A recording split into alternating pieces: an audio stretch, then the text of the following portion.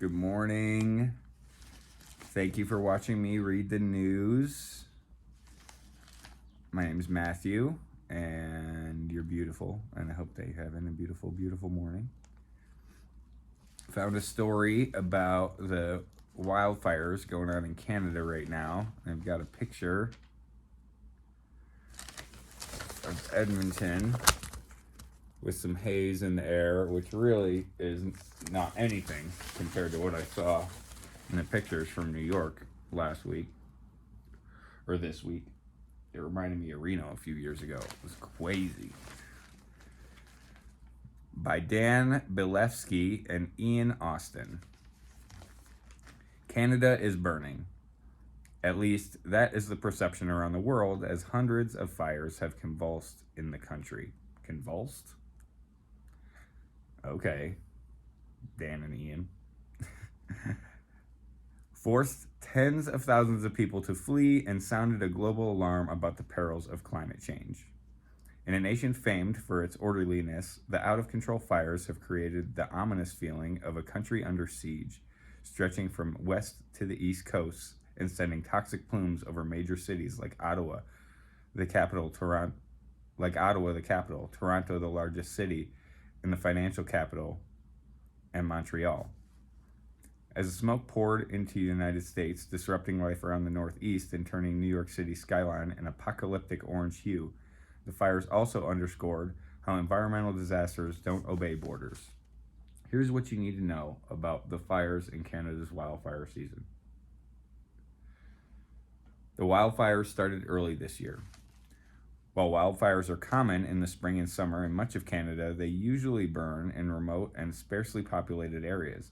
But this year's fires have already been remarkable. Hundreds are burning across much of the country.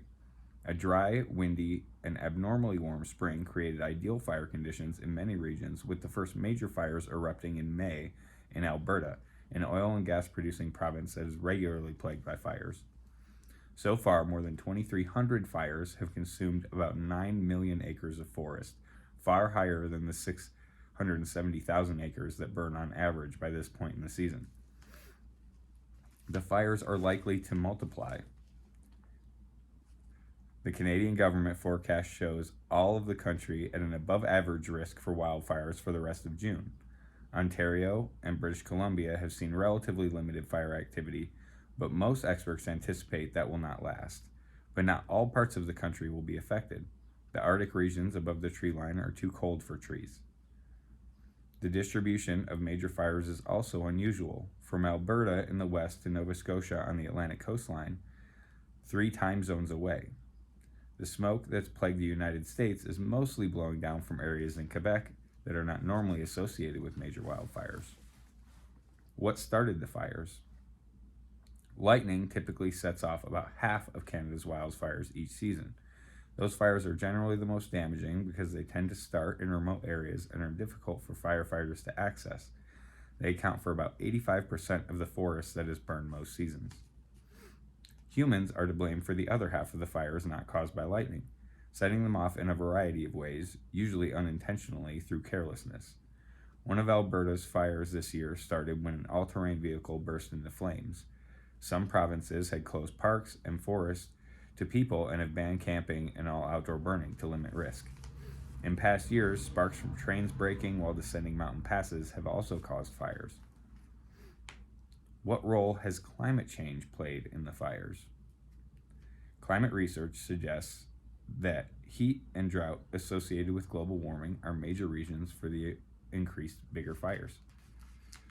Canada has the world's largest intact forest ecosystem, and many parts of the country have experienced drought and high heat recently. That can make trees vulnerable to fire and can dry out dead grass, pine needles, and any other material on the bottom of the forest floor that can act as kindling when a fire sweeps through.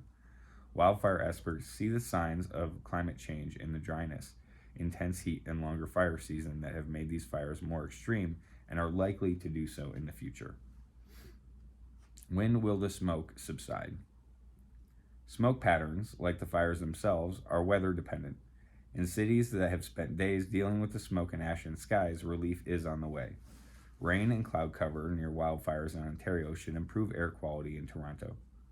Stephen Fussfelder, a warning preparedness meteorologist at Environment and Climate Change Canada, said that the weekend could improve air quality in Toronto thanks to some rain and cloud cover near wildfire areas in Ontario.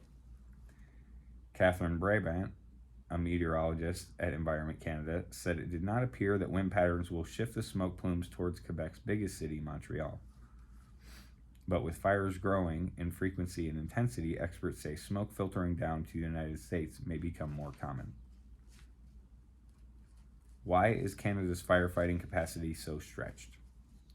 Canada does not have a national wildfire fighting source,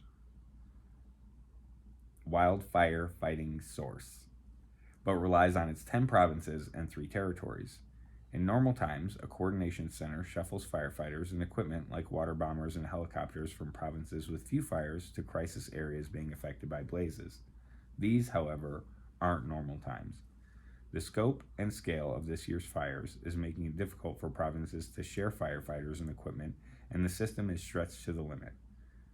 To help ease the strain, over 1,100 firefighters have traveled to Canada from abroad, including groups from France, Chile, Costa Rica, the United States, Australia, New Zealand, and South Africa. So it looks like they gonna keep burning. Good luck to everybody fighting those things, and bless the firefighters that are there trying to get them under control. Mad props to those homies. Thank you. That was me reading the news. I love you. I hope you have a great day. Peace.